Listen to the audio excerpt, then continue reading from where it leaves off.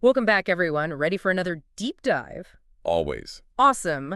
Today we're going deep into Islamic spirituality and practice. Okay. And we've got some fascinating excerpts to guide us. Oh, yeah. Yeah, from the Book of Assistance by Imam al-Haddad. Mm-hmm. This guy was a renowned 12th century scholar, considered a renewer of the faith, I see. known for his really clear writing on spiritual growth. Interesting. And honestly, the concepts we're going to unpack today are kind of mind-blowing. I'm intrigued. What kind of stuff are we talking about? Well, he talks about this idea of purifying intentions Right. and offers practical advice on things like prayer and charity, Uh-huh. even social conduct, all from an Islamic perspective, of course. I see. So it's like a window into a different way of seeing and interacting with the world. Exactly, like getting a glimpse into a whole different reality. I like that. And that brings me to this concept of the unseen world, which Imam al-Haddad describes. Okay, the unseen world. Yeah, he mentions a veil, or barzakh, separating us from a realm where angels and jinn exist. Oh, wow. So like a hidden dimension. Yeah, like a curtain between our everyday reality and this other dimension. That's fascinating. Right.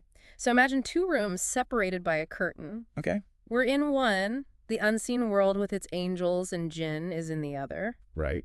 And that curtain represents the barzakh. The veil. Exactly. It limits our perception. But is it completely impenetrable? That's the really interesting part. Imam al-Haddad suggests it isn't. So there are ways to peek behind the curtain. You got it. That's where spiritual practices come in. Tell me more.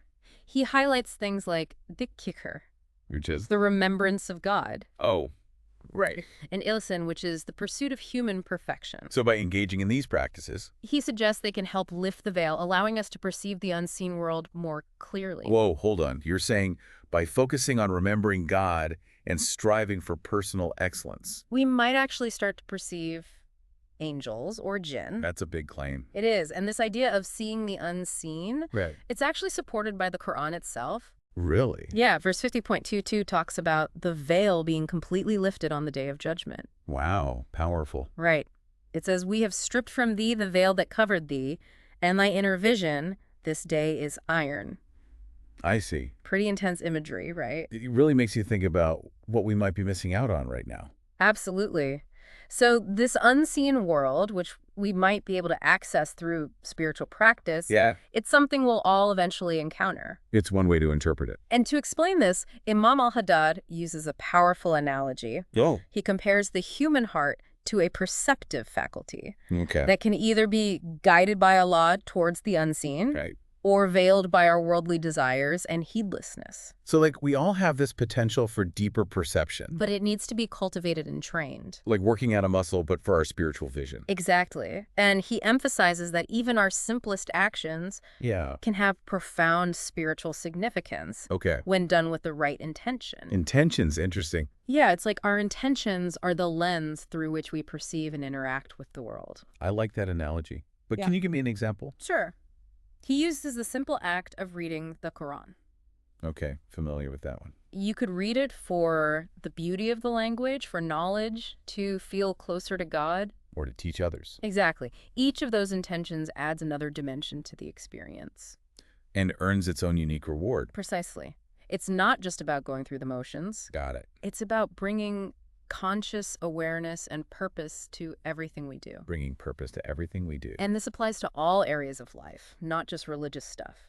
I'm starting to see that. Think about it. How often do we just go through the motions at work? Yeah, or in our relationships. Right. Even in our hobbies. Without really thinking about the why behind it all. Exactly. We're just kind of sleepwalking through life. This is making me really rethink my daily routine. Me too. Yeah. It's like discovering this hidden layer of meaning in everyday life. And applying it to all areas, not just the explicitly religious ones. Right. So think about your own life.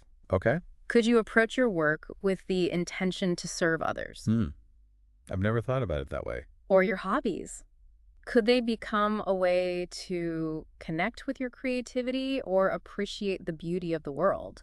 That's a really interesting way to look at it. It is. It's like seeing your daily routine through a whole new lens. I can already feel my perspective shifting. That's what I love about these deep dives. They really challenge us to think differently. They do. So you mentioned Imam al-Haddad also talks about specific Islamic practices. Yes. And I'm curious to hear more about that. Okay, sounds good. Like, how do those practices fit into this idea of cultivating a connection with the divine? Well, he really emphasizes the importance of arad. Oh. They're sets of devotional practices performed at specific times. Oh, okay, like prayers or something. Yeah. Prayers, recitations of God's names, other devotional acts. So, like creating a structure for spiritual growth, building a habit of mindfulness. But within an Islamic framework, That makes sense. having that regularity and discipline can really help strengthen that connection with the divine. But how important is it to have this structured practice? Imam al-Haddad is pretty clear about it. Okay. He says, and I quote, "Whoever has no word is a quird." A career. Yeah, it means monkey. Whoa, he's not mincing words. Nope. He's serious about these practices. Okay, message received. Clearly, he's trying to convey just how essential these regular rituals are. For spiritual growth, definitely. So these practices, when done with sincerity and intention, Right. they can help purify the heart and bring us closer to Allah. Exactly. What about specific practices within a rod? Are there any that stand out? He mentions tahajjud, What's that? night prayers, Performed when? during the quiet hours when the world is asleep, I see. A time for deep introspection. and sincere connection with Allah. There's something so powerful about that image. It's a special time, for sure. Waking up in the middle of the night when everything is still and quiet. To commune with God. It speaks to a level of dedication and longing that's really moving. And that dedication is reflected in a hadith. What does it say? It describes Allah taking pride in those who rise from their beds at night to pray. Wow, that's beautiful. It's seen as a time of special closeness with the divine. I can see why, in the quiet of the night, Yeah. it feels like a different kind of connection would be possible. A more profound personal experience. But what about practices that connect us to the community, like Friday prayers and zakat? Right. Zakat is one of the 5 pillars of Islam. It involves giving a portion of one's wealth to those in need Exactly. It's recognizing that our wealth is a gift from God. and sharing it with those less fortunate. Yes, it's about social responsibility. So it's not just about personal piety. Right. It's about connecting our spiritual life to the well-being of the community. Exactly. Friday prayers and zakat bring the individual spiritual life into the public sphere. Emphasizing the importance of contributing to a just and equitable society. And zakat is seen as a way to purify wealth. And ensure its equitable distribution. It's a reminder that faith has real-world implications. It's about taking action to improve the lives of those around us. And Imam al-Haddad mentions other practices too, like fasting, oaths. Avoiding suspect substances, I read about that. All these acts contribute to spiritual growth and positive impact on the world. It's incredible how these practices go beyond just ritualistic observance. They really do. They actually become tools for personal and social transformation. It's about aligning our inner selves with our outward actions. To create a more just and compassionate world. Exactly. This is all so fascinating. I'm really feeling inspired to learn more. That's great to hear. It's really rich material, isn't it? It really is. So much to unpack here. Definitely. And that idea of outward action, Yeah. it actually leads us to another crucial aspect of Islamic ethics. Yeah. The duty of enjoining good and forbidding evil. Enjoining good and forbidding evil. Yeah, as a cornerstone of social responsibility. Within the Islamic tradition. Right. Okay, so we're moving from personal transformation Uh-huh. to how we interact with the world around us. Exactly. But what does enjoining good and forbidding evil actually mean Well, in a practical sense? it's about actively promoting good Okay. and opposing what's harmful in society. Sounds pretty intense. It can be. So how do we actually do that? Imam al-Haddad outlines 3 levels of action, 3 levels, okay. each building upon the last. I see. The most direct level is changing the wrong with your own hand, With your own hand, what does that mean? like literally stopping someone from causing harm, Oh, I see. if you're in a position to do so. So if you see someone being hurt, witnessing an act of injustice, Yeah, you step in and intervene. right. But of course, there are times when that's not possible. Right. What if you're not able to physically stop something? Then the next level is speaking out against the wrong, Speaking out, okay? using your voice to challenge injustice Right. or advocate for what's right. So that could be raising awareness, calling out bad behavior, using your platform to promote good. Exactly. It's about not being a passive bystander, Right. taking a stand for what you believe in, Precisely. Leveraging your influence however big or small. to create positive change. But there are times when even speaking out might not be possible. That's true. It might even feel risky. Right. In those cases, there's a third level, A third level, okay. and it's the minimum required of a believer, What is it? feeling disapproval in your heart. Feeling disapproval. So even if you can't actively change a situation, Yeah. simply recognizing it as wrong and feeling that disapproval in your heart, That still holds spiritual weight. it's about aligning your inner compass with what's good and just. Exactly. Even when you're limited in your ability to act outwardly.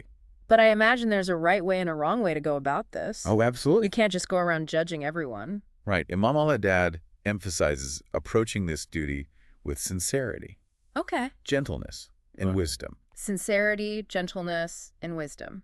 It's not about being self-righteous or judgmental, Right. It's about approaching things with compassion and understanding. even when you're challenging someone's behavior. Because ultimately, it's about encouraging reflection and growth. Not condemnation. It's about inviting people to consider a different perspective Yes, to see the potential harm in their actions. and to choose a more righteous path. Precisely. And Islamic ethics extends this emphasis on justice and kindness To our closest relationships. within families and towards those under our authority. So treating family members with fairness and compassion. Absolutely. And if you're in a position of power, Yeah. like a boss or a parent, Right. using that power responsibly with care and consideration Exactly. for those you lead. There's a hadith that speaks to this. What does it say? It says, "Forgive your servant 70 times a day."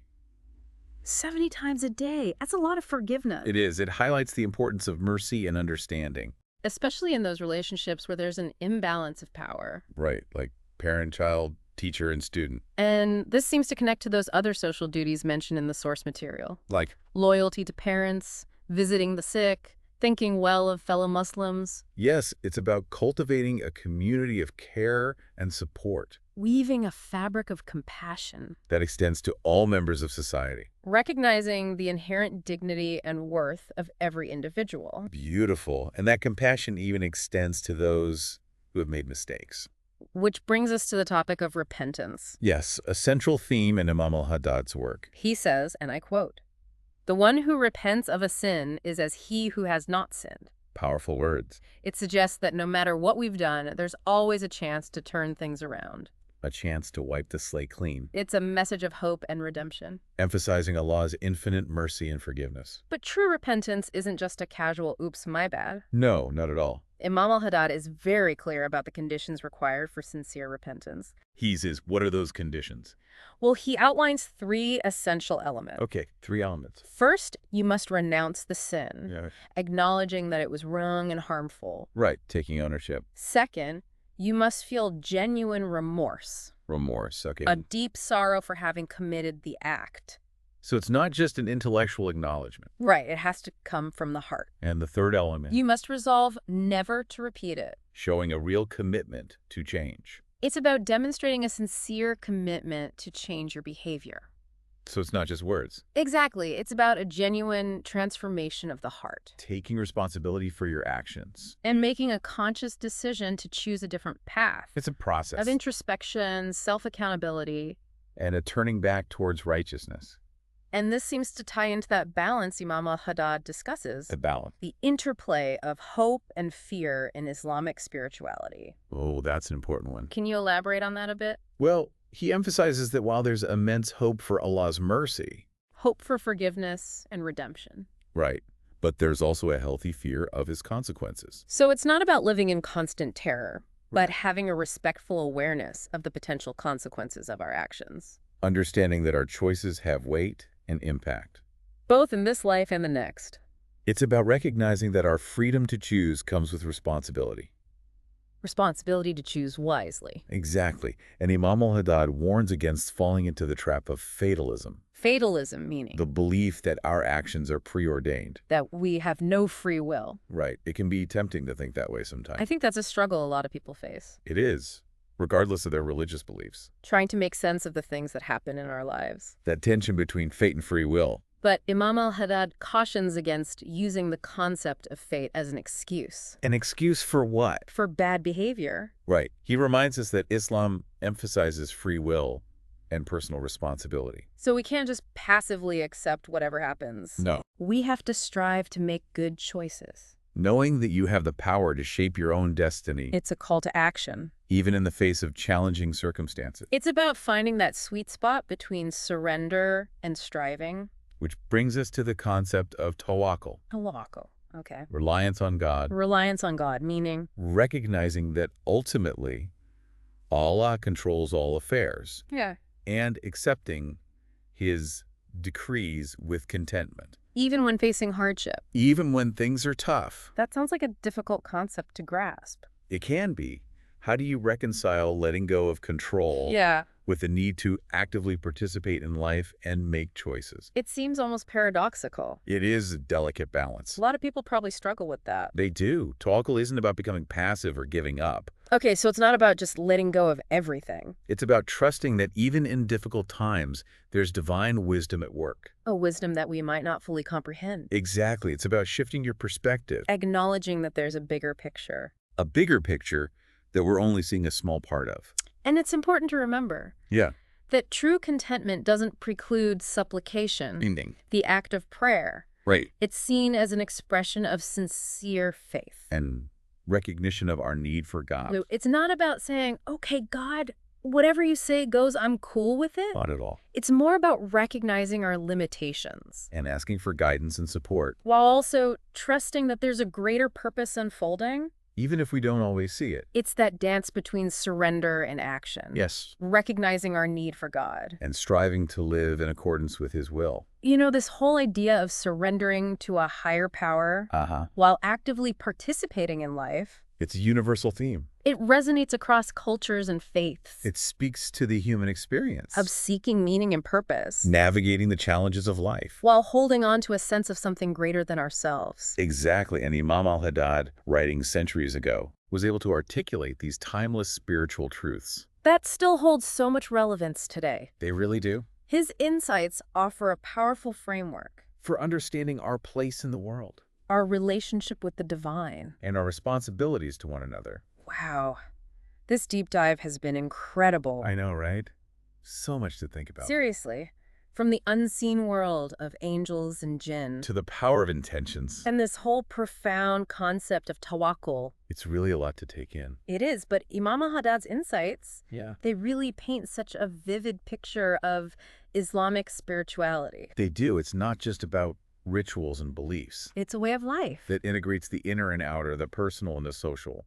Exactly. And what I find really striking is how Imam al-Haddad doesn't shy away from the difficult parts of being human. You're right. He acknowledges our flaws, our struggles. Our capacity for both good and evil. It's refreshing, actually. It is, and he doesn't just point out the problems either. He offers guidance, too. Right, practical guidance on how to navigate those challenges. Like with repentance, for example. Oh, that's a perfect example. It's so powerful. It's like he's saying, look, you're going to make mistakes. We all do. You're going to stumble, but don't despair. There's always a way back. There's a path back to righteousness, a chance to purify your heart and start anew. A chance to start fresh. It's a message of hope and possibility. Reminding us that we're not defined by our past mistakes. But by our willingness to learn and grow. This process. And this theme of transformation. Yeah. It really runs throughout all of Imam al-Haddad's teachings. It does. It's about recognizing our potential. For both darkness and light. And consciously choosing to cultivate the good. Within ourselves and in the world around us. Absolutely. And I think what's particularly fascinating What is it? is this emphasis on inner cleanliness, on purifying our intentions. It's like that inner transformation is the key. To what? To unlocking a deeper perception of reality. Interesting. To seeing the signs of God in the world around us. It's like clearing away the clutter. The distractions of our desires. To create space for something more profound. And by purifying our intentions, we align ourselves with a higher purpose. Letting that divine light shine through our actions. And you know, this idea of aligning with a higher purpose. It resonates beyond religion, too. It's something anyone can strive for. Whether you call it God, the universe, or your highest potential. That connection to something greater than yourself. It can be a source of strength and guidance. It really can. It's about tapping into a wellspring of wisdom and inspiration. Beyond the limits of our individual minds. And Imam al-Haddad's teachings offer a roadmap. For how to access that deeper knowing. How to cultivate that connection. And let it transform our lives. It's been a real privilege to delve into his work today, I agree. It's been enlightening. exploring the richness of Islamic spirituality. So much depth and wisdom to uncover. What do you think is the most impactful takeaway from all of this? For me, it's the interconnectedness that Imam al-Haddad emphasizes. The interconnectedness. Our inner world, our intentions, our actions, our social responsibility. It's all woven together, It's a reminder that we're not isolated individuals. but part of a larger web of life. Our choices matter, They really do. They have ripple effects. that extend far beyond ourselves. It's a call to mindful living, To become more conscious of the impact we have on the world, and choosing to act in ways that promote good. both within ourselves and in our communities. That's something we can all benefit from reflecting on. So true. And it's important to remember that spiritual growth is an ongoing journey. It's a process. It's not about reaching some final destination. It's about constantly striving to become better versions of ourselves, Embracing the process of learning, growing, and evolving. both individually and collectively. And Imam al-Haddad's insights, as we've seen today, They offer valuable guidance. for anyone on that path, regardless of their background or beliefs, Exactly. And if you're feeling inspired, to explore Islamic spirituality further. definitely seek out resources like the Book of Assistance. Delve into the Quran. Connect with a local mosque or Islamic center, There's a whole world of knowledge and wisdom out there. waiting to be discovered, And remember, the journey starts with a single step. one step at a time. Cultivating awareness, purifying your intentions. Choosing kindness and compassion. Even small changes can make a difference, They create a ripple effect. contributing to a more just and harmonious world. Beautifully said. It's been a pleasure exploring these concepts with you today. Likewise, thank you so much for joining me on this deep dive. My pleasure. Always enjoy these conversations. Until next time, everyone, keep seeking, keep learning, and keep diving deep.